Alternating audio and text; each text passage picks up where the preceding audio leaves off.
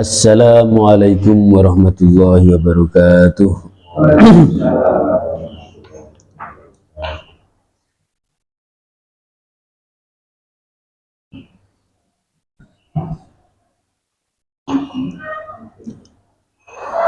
Bismillahirrahmanirrahim. Ridhoillahu bi syafaati Rasulillah wa bi barakati masyayikh kutub. Al-Fatihah. A'udzu billahi minasy syaithanir rajim. Bismillahirrahmanirrahim. Alhamdulillahirabbil alamin.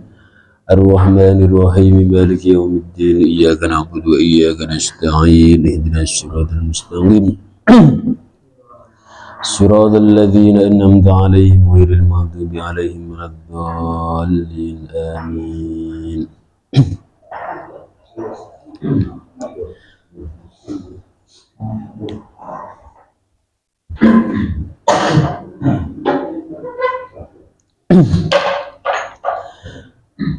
Bismillahirrahmanirrahim. Qala Syekhul Mu'allif rahimakumullah wa nafa'ana bihi wa bi ulumihi fid dharain amin ya rabbal alamin. Bismillahirrahmanirrahim. Alhamdulillah wa syukurillah sedaya para bapak saha ibu ingkang dipun mulyakaken dening Allah Subhanahu wa taala. Alhamdulillah wa syukurillah wonten ing enjing punika kita sedaya saged makempal wonten punika majelis, wonten punika musala, boten sanes malih anggene kita sesarengan nggih punika derek hormat, derek tolabul ilmi amrih ridhonipun saking Allah Subhanahu wa taala. Muga-muga kita sedaya leres-leres tiyang ingkang dipun pilih kalian Allah nyempetaken derek ngicali kebodohan, derek ngilangi kebodohannya wonten manah-manah kita sedaya kanthi amrih ilmunipun dumateng para ulama. Nggih. Wonten salah setunggalipun hadis sing sapa wonge gelem sareng-sareng lungguh manjalasa aliman, sing sapa wonge gelem sareng-sareng lungguh kalian tiang alim, la'allahu shawab fa ka'annama zaroni, mongko wong iku termasuk bagian daripada orang yang mendatangiku, orang yang ziarah kepadaku. Sinten niku? Ziarah dumateng Kanjeng Nabi. Terus pentingnya kita sedaya derek ngalap barokahipun tiang para alim, tiang-tiang sepuh niku faedahipun, fadilahipun, anugerahipun niku agung sanget. Nggih. Kula niki nggih alhamdulillah nggih remen seneng kali yang tiang alim. Karena napa niku merupakan pokok kita ngirangi kebodohanipun kita sedaya. A'udzubillahi minasyaitonir rajim. Bismillahirrahmanirrahim. Ya Ali, asfir bis subhi wa sulal maghribi ba'da ghiyabis syamsi bi qadri halbi syatin fa inna dzalika min khisalil ulama. Ya Ali, ini wasiatipun Rasulullah dumateng Sayyidina Ali dikala mau melaksanakan sholat subuh. Asfir bis subhi wa sulal maghrib, kerjakanlah waktu sholat subuh, washolal maghrib, dan juga sholat maghrib. Ba'da ghiyabis syamsi biqadri hal bin satin, kerjakanlah sholat subuh di waktu akan terbitnya matahari. Alhamdulillah kita sedaya niki nglampahi salat subuh kanat alal mukminina kitaban mauquta. Fa insyaallah tepat pada waktu salat subuh. Nah, niki sing dilampahi niku para ulama. Terus kula nate nglampahi salat subuh memang sudah masyhur yang beliau kerjakan di waktu nglampahi salat maktubah niku akan hilangnya waktu tersebut. Nah, batas akhir waktu tersebut. Nah, niku Mbah Maimun Zubair di waktu sholat subuh beliau niku menjalankanipun nggih di waktu akan terbitnya matahari. Niku menunjukkan apa? Bahwa waktu nih sholat subuh niku masih panjang. Jadi santri-santri sarang niku nggih wajar di waktu ngelakoni sholat subuh akan terbitnya matahari, waktu sholat maghrib akan tenggelamnya matahari, niku nggih wajar. Mboten nangsal niku mboten. Nggih niku ternyata waktune sholat niku panjang. Meskipun sesempit apapun, sesibuk apapun, kita sedaya saged nglampahi sholat. Tidak harus pas di waktu setelah adzan, kudu tepat waktune niku mboten. Ya. Jadi dewe dengan kesibukan kita pas di waktu acara walimah nopo acara nopo mawon niku waktunipun salat niku tesih panjang. Nah, niku diantaranipun. Batagiya bisyamsi biqadri halbin satin fa inna dzalika min khisalil anbiya alaihimus salam. Kesemuaan itu waktu-waktu yang agak sedikit mepet niku banyak sekali dilampahi dumateng para nabi. Niku menunjukkan nggih panjangnya waktu tersebut. Mboten kedah pas waktu tet. Kita sedaya dipun arahaken sebagian para ulama nggih ngoten niku.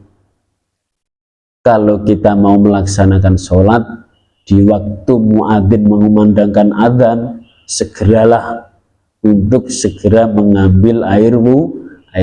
Nggih niku nggih sae di waktu berakhirnya waktu pun juga sae. Sing mboten sae niku sing mboten nglampahi sholat.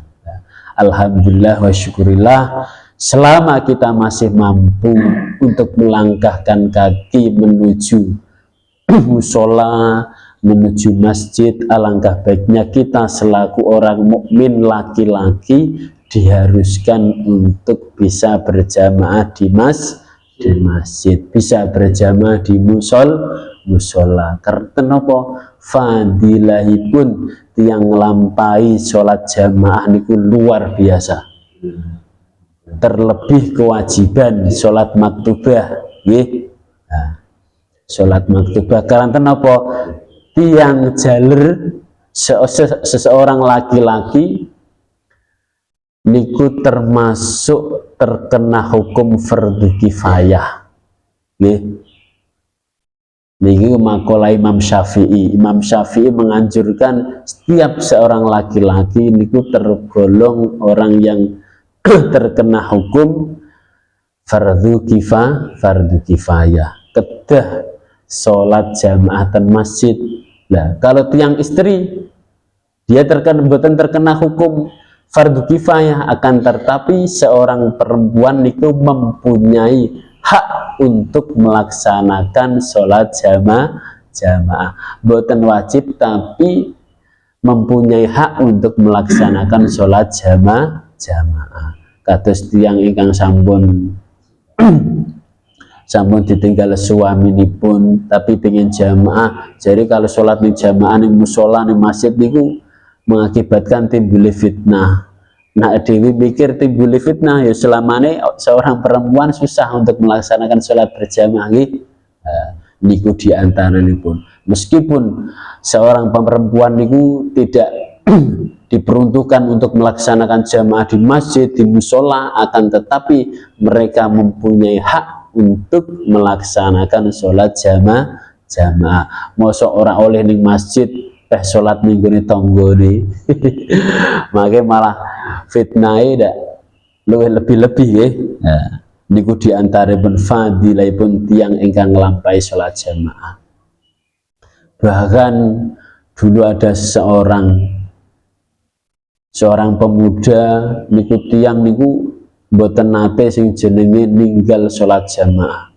Bahkan ada ada seseorang yang selalu menghantui pengen agar seorang pemuda niku sesekalipun ada sholat yang ditinggalkan dalam jamaahnya. Jadi sering ngalang-ngalangi sampai 1 kali, 2 kali, 3 kali, 4 kali akhirnya nyerah. Sinten niku nggih setan yang berwujud manusia. Sakniki setan niku berwujud macem-macem. Ana setan sing wujude HP, ana setan sing wujude penggawean, ana setan sing wujude tanggane dhewe, nggih wonten. Niku nggih ngelabuinipun setan berwujud macam-macam agar dhewe tidak ngelampahi sholat jamaah. Bahkan dengan seruputan kopi pun juga bisa mengakibatkan terhalangnya sholat jamaah karena lagi kumpul-kumpul karo tanggane. Padahal kumandangi adzan niku sampun buanter banget nggih. Lengkungane Masjid As-Sofat niku nggih pun buanter kula nak miringake kori. Ngono be ije urung gelem munggah masjid. Nah, niku diantaranipun. Nah,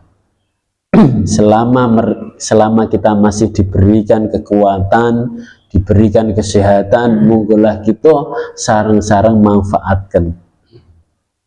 Syiarake masjid musola terdekat kita Pak nggih. Nah, muga-muga dados amal ibadah damel sowan dumateng Allah Subhanahu wa taala. Ya Ali, alaika bis salatil jamaah fa inna indahu kamishidin ilal haji wal umrah. Wa ma yahrusu ala salatil jamaah illa rajulun mu'min qad ahabbahu Allah wa ma yashhud fiha ilal munafiq qad abghadallah. Niki wasiat Rasulullah dumateng Kanjeng Nabi untuk yang selanjutnya. Alaika bis sholatil jamaah, jagalah Ali waktumu untuk melaksanakan sholat jamaah. Alaika bis sholatil jamaah fa innaha indallah kamisyakil ilal haji wal umrah. Ketika kamu melaksanakan sholat jamaah, baik perempuan maupun laki-laki, ketika seseorang tersebut melangkahkan kaki dari rumah ke musola, dari rumah ke masjid, niku pahalanipun kados tiang engkang lampai haji lan umroh. Niki wasiat Rasulullah. Nggih boten hadis, nggih boten makolahipun ulama. Niki wasiate Rasulullah kalian Sayyidina Ali. Terus kita sedaya niki alhamdulillah boten usah niat neko-neko, sementing niat luru ridhone sing kuwasa.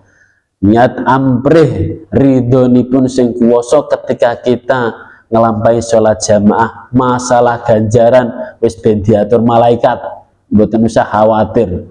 Sing penting kita sampun ngertos, fadilah tiyang nglampahi jamaah niku luar biasa. Ora usah adu-adu ning Mekah, ora usah adu-adu nglampahi umroh, pahalanipun fa insyaallah sami. Sing dadekake benten niku napa? Rasane mawon. Nah ten Mekah niku sareng-sareng kalian bule-bule, kalian tian Arab, kalau ten mriki kalian tonggo tanggane. Ya alhamdulillah niku termasuk bagian silaturahim. Bagi alhamdulillah. Meskipun kita sudah tahu kalau seseorang yang melaksanakan sholat jamaah niku pahalanipun fadilahipun kados tiyang yang melaksanakan haji wal umroh.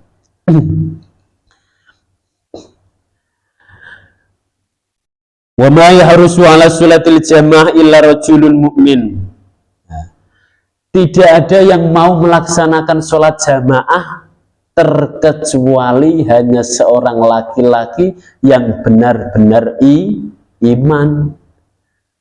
Meskipun seseorang itu imannya tipis, kesibukannya luar biasa, kalau toh kita memang benar-benar bisa menjaga keimanan kita, ketebalan iman kita kalian Allah subhanahu wa ta'ala, fa insya Allah sesempit apapun diluangke ngelampai jamaah. Nak dewi niku bener-bener ngertos fadilaipun tiang ngelampai jamaah. Illa rajulun mu'min qad ahabullah, dan seorang laki-laki tersebut orang yang benar-benar memang terpilih dan juga dicintai oleh Allah. Terus tiang di waktu lagi orang senggang untuk melampai sholat jamaah, berarti pas pada waktu itu dia lagi diabaikan oleh Allah. Terus di waktu kita lagi sibuk, contohnya pun lagi sibuk di kantoran, sampun mirengaken adzan, lagi sibuk wonten dapur. Terlebih pas di waktu sing adzan kurang nyemangati sisan. Peh melu jamaah aras-arasan, aduh. Berarti pas pada waktu itu Allah lagi berpaling kalian kita. Niku rumusipun kados ngoten mawon. Tebel nopo tipisipun iman kita pas di waktu dhewe mirengaken adzan. Pak Ustadz lagi sibuk nemen, ora apa-apa. Lagi sibuk. Niki pas di waktu masak, mungkin tak tinggal malah gosong. Di kompore pateni kan saged. Pas di waktu di kantoran, terlebih pas di waktu wonten atasanipun, wah wis mboten saged berkutik. Niku wah ora apa-apa, engko asar udah mulai. Pas di waktu kemas-kemas, meskipun zuhur asar, pas di waktu maghrib pun fa insya Allah kita bisa. Niku illa rajulun mu'min qad ahabbahu Allah wa ma yajidu fiha ilal munafiqi qad abghadahu Allah. Yang terpenting kita jangan sampai berpaling dengan jamaah, tidak mau jamaah dikarenakan tidak cocok dengan yang adzan, tidak cocok dengan yang menjaga masjid. Niku jangan sampai. Niku termasuk bagian orang yang menjauh, orang yang jauh. Terkecuali orang-orang munafik yang benar-benar orang seneng kalian jamaah, wis ora seneng jamaah masjid, wis ora seneng jamaah kalian temu sholat. Niku jangan ampun sampai jangan sampai kita tidak cocok dengan orang yang dulu pernah memberikan kita wawasan. Ulaha yurfa'ul barokah min kasabihim. Niku diantaranipun ketika ada seseorang yang tidak cocok dengan seorang alim, ulaha terutama ulaha yurfa'ul barokah min kasabihim. Yang pertama kali yang diangkat dari kehidupannya yaitu adalah keberkahan di waktu seseorang tersebut mencari rezeki. Ketika ada orang kok sudah tidak cocok dengan orang alim, tidak cocok dengan ustadz, ampun. Itu bahaya besar. Mautul alim, mautul alam. Ketika Allah akan merobohkan bumi, merobohkan langit, Nah, kemarin sampun ketika Allah Subhanahu wa taala akan merobohkan bumi dan juga langit, terutama yang diambil dulu niku napa? Nggih lampu-lampunipun. Orang-orang yang dicintainya niku ketika seseorang pun akan merobohkan rumahnya juga, akan merenovasi rumahnya, tentunya barang-barang yang berharga diambil dulu. Nggih. Nah, niku ketika barang-barang yang berharga sudah diambil semua, nah, disitulah rumah akan dirobohkan. Dan begitu juga sebaliknya ketika Allah akan mengutus malaikat Israfil, orang-orang alimnya sudah diambil semua.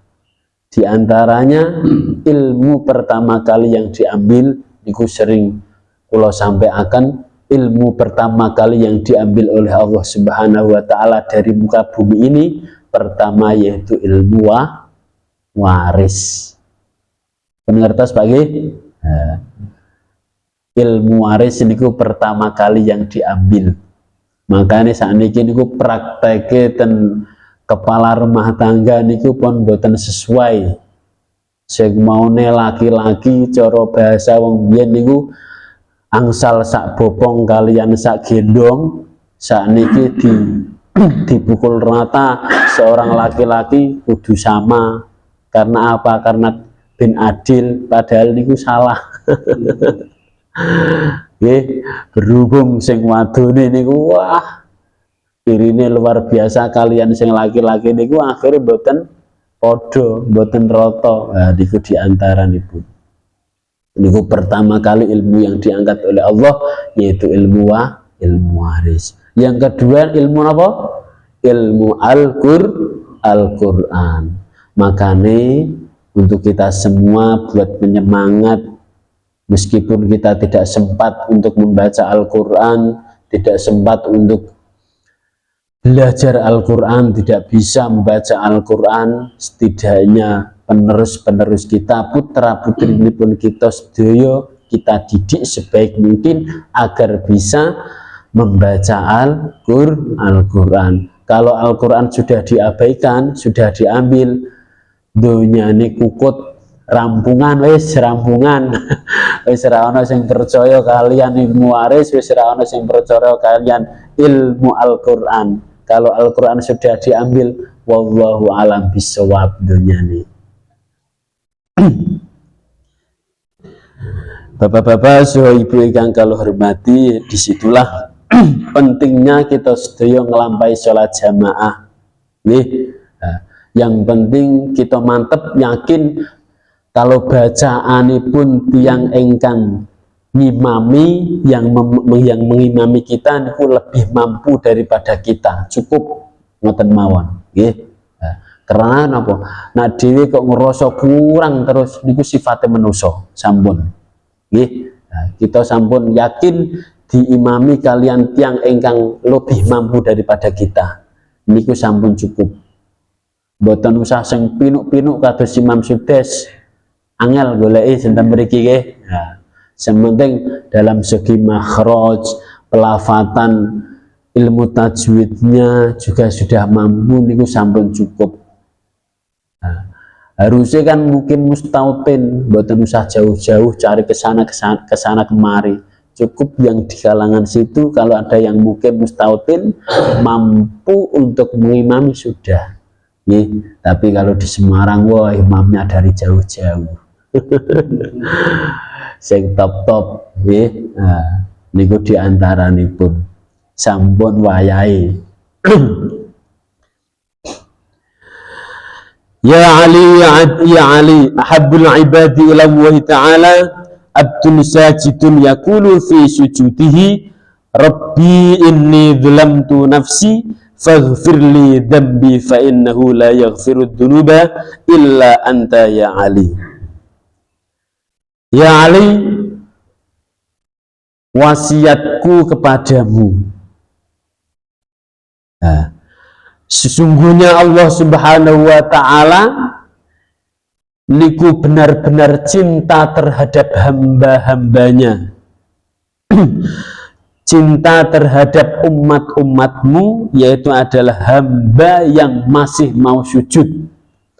Abdun sajidun, terlebih ketika di akhir sholat abdun tersebut, hamba tersebut, yakulu, ketika di akhir sholat, di akhir sujud, nikuan disunahkan Pak Nggih.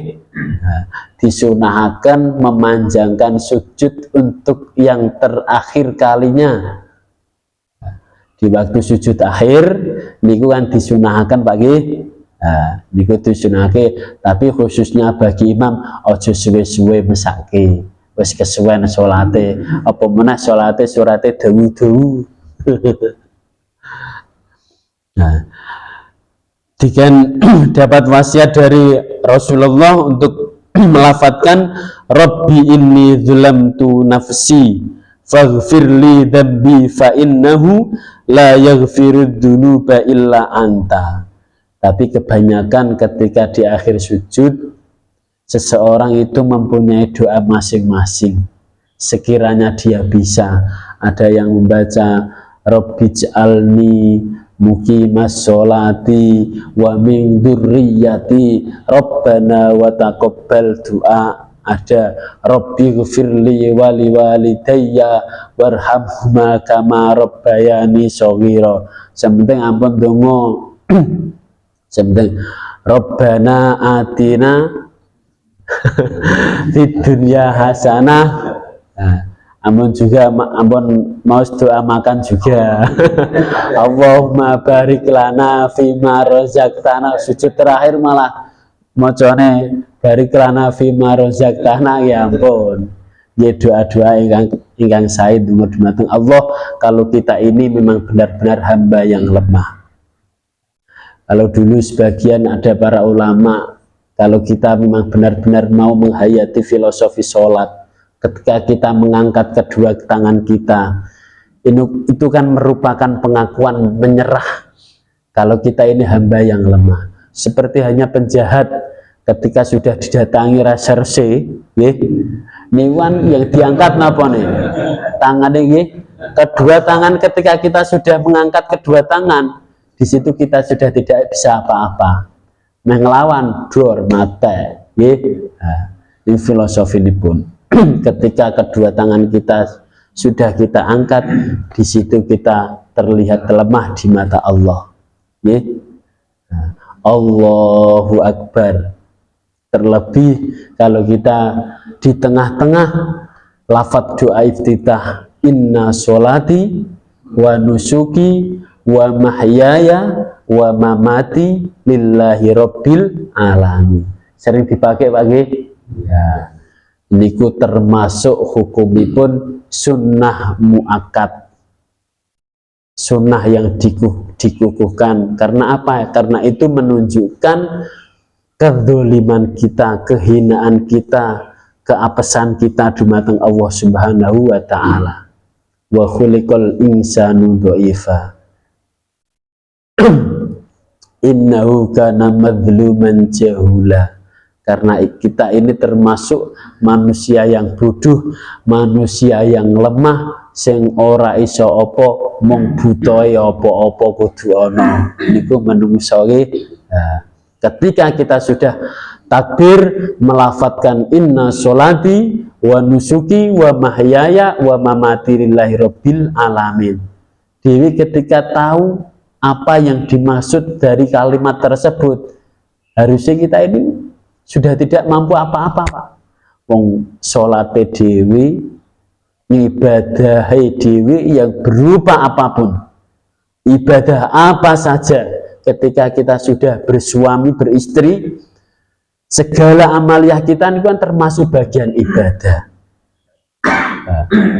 Sekecil apapun harta yang kita kasihkan kepada istri, ini kan sedikit-sedikitnya sedekah kita. Ini termasuk wa nusuki wa mahyaya, dan kehidupan kita selama berada di dunia ini. Kelak kita akan menemui yang namanya kematian. Mau lari kemana saja kita tidak akan bisa. Bahkan yang lagi viral mati berjamaah di Liang, nggih, niku ten Banyumas. Nah, niku mati sareng-sareng jamaah. Niku kira-kira meskipun posisinya ilegal niku termasuk mati syahid napa boten? Nggih. Niku wallahu a'lam. Badhe boten diarani mati syahid wedi golek nafkah. Mbok nafkah iku melampaui batas napa boten? Kalau kadose kedalaman sampai 70, ada yang mengatakan 120 nggih. Nah, niku kira-kira apa ngilangi, apa munggah pas di waktu jam 11 siang, kira-kira eman-eman boten. Melbune wis kadung jeru. Pak nggih. Apa munggah salat zuhur kadose kok nanggung. Luwih-luwih asar, nggih. Engko sekalian wae.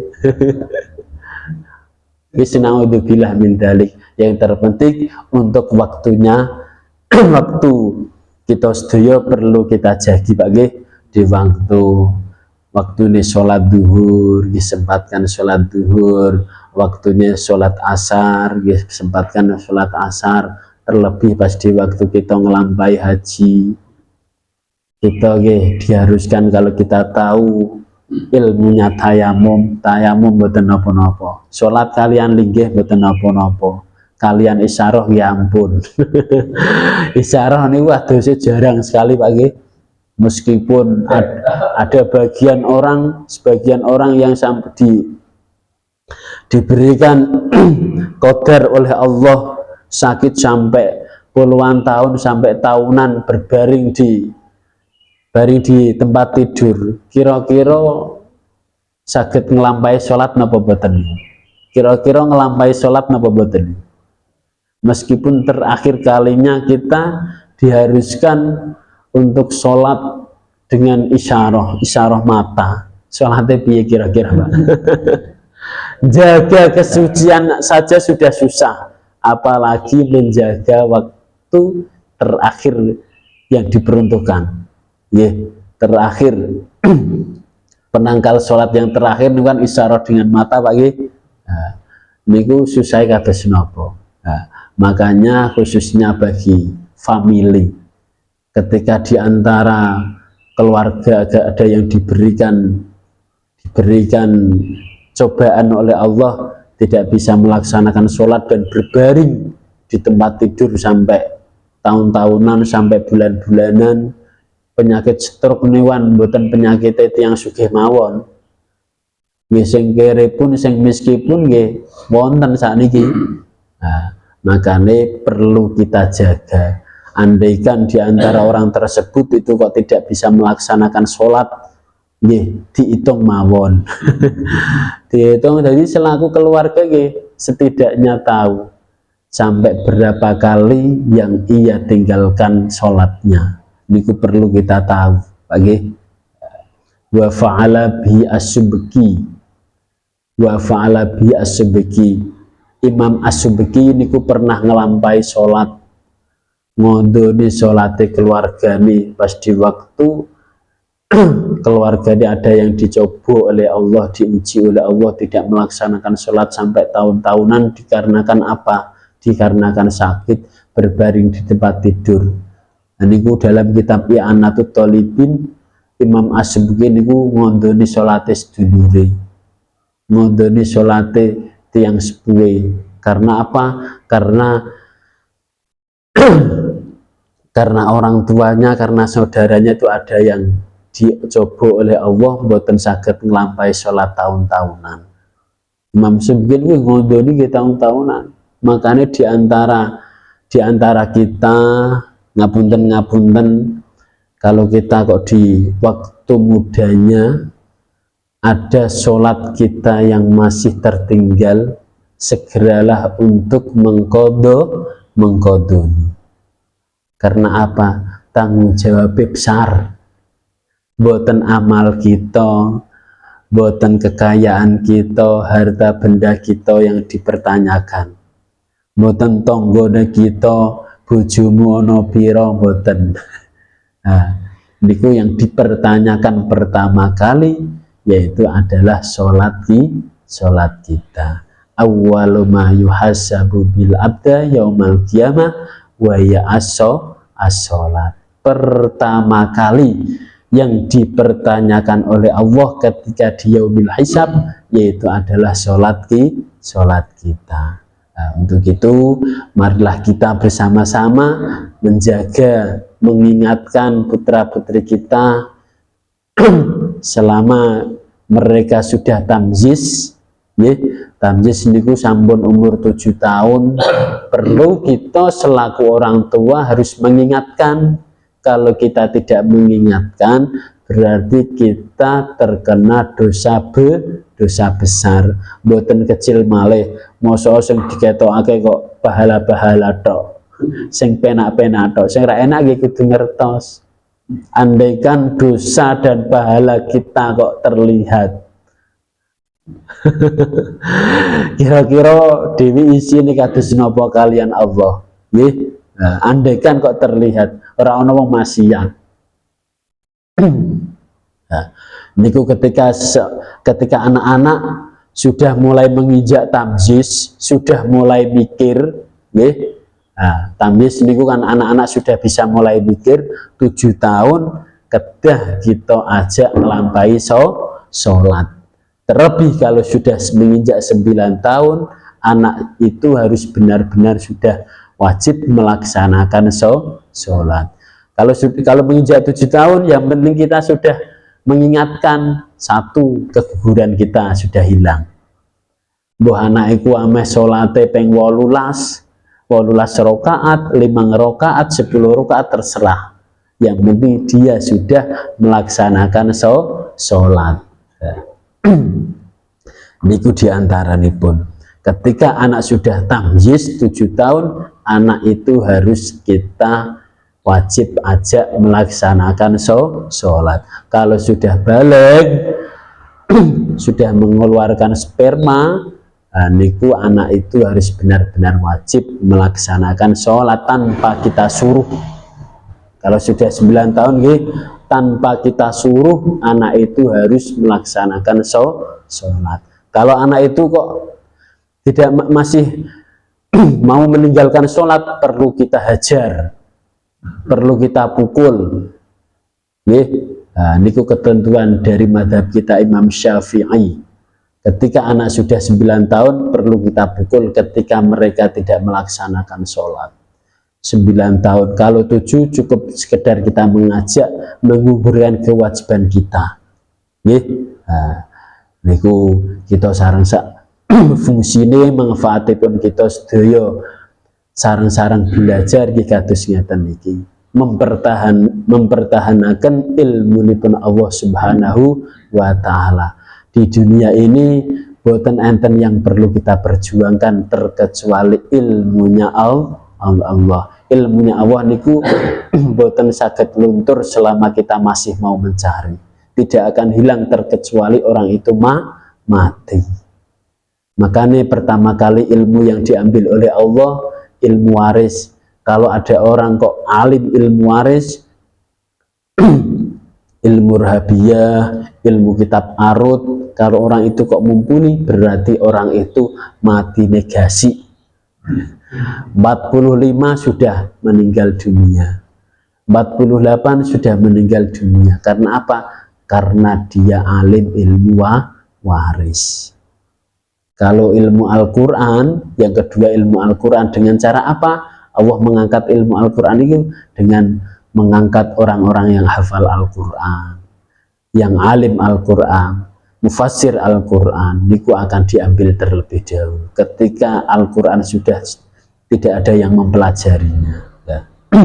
Bapak-bapak, so ibu yang dirahmati Allah Subhanahu wa taala, niku kembali ke sujud yang akhir. Kita diperuntukkan oleh Rasulullah Shallallahu Alaihi Wasallam melalui wasiatnya kepada Sayyidina Ali, ketika kita sujud akhir diperuntukkan untuk berdoa, doa sejenak. Yang penting ketika kita makmum, jadi makmum, imamnya sudah bangun dari sujud akhir, tapi dewi kok sampai melampaui batas imame wis salam kok isih sujud wae iki yo. Mangke malah napa pahalanipun jamaah kita hilang. Mboten batal tapi jamaah hilang. Karena apa? Sudah pisah. Nggih. Nah, sudah bisa dari imam. Imamnya wis salam, assalamualaikum warahmatullah, assalamualaikum warahmatullah, kok makmume malah cek wiridan sujud wae. Malah gugur. Nah, diperuntukkan dengan mau napa? Rabbi inni dzulamtu nafsi faghfirli dzambi fa innahu la yaghfiru dzunuba. Nah, Rabbi inni dzulamtu, ya Allah, kita ini adalah hamba-hamba yang hina, hamba-hamba yang zalim. Kalau kita membilang orang zalim, ya kita ini ya orang zalim semua. Selalu menyanyiakan waktunya kita, menyanyiakan kesehatan kita. Pas wayai ibadah, wayai ibadah malah orang gelem ibadah, malah tinggal senam. Panas meletek-meletek malah tinggal senam, kan termasuk bagian yang menyanyiakan waktu, mendolimi diri kita sendiri. Nah, makanya kita diperuntukkan untuk berdoa, faghfirli ya Allah, dikarenakan rahmatmu yang besar ini, semoga engkau ampuni dosa-dosa kami. Faghfirli dzambi fa innahu la yaghfiru dzunuba illa anta. Tidak ada yang bisa mengampuni dosa-dosa kami terkecuali Allah, illa anta, terkecuali Allah subhanahu wa ta'ala. Ya Ali, alaika bisolatid duha fis safari, wallahu alam bisawab. Al-Fatihah. A'udzubillahi minasyaitonirrajim. Bismillahirrahmanirrahim. Alhamdulillahirabbil alamin arrahmanir rahim maliki yaumiddin. Iyyaka na'budu wa iyyaka nasta'in. Ihdinas siratal mustaqim. Siratal ladzina an'amta 'alaihim ghairil maghdubi 'alaihim waladdallin. Amin. Kirang langkungipun sedaya pangapunten, muga-muga dipun sepura teman-teman jinas sami. Wal afu minkum wallahu muwaffiq ila aqwamit thoriq. Assalamualaikum warahmatullahi wabarakatuh.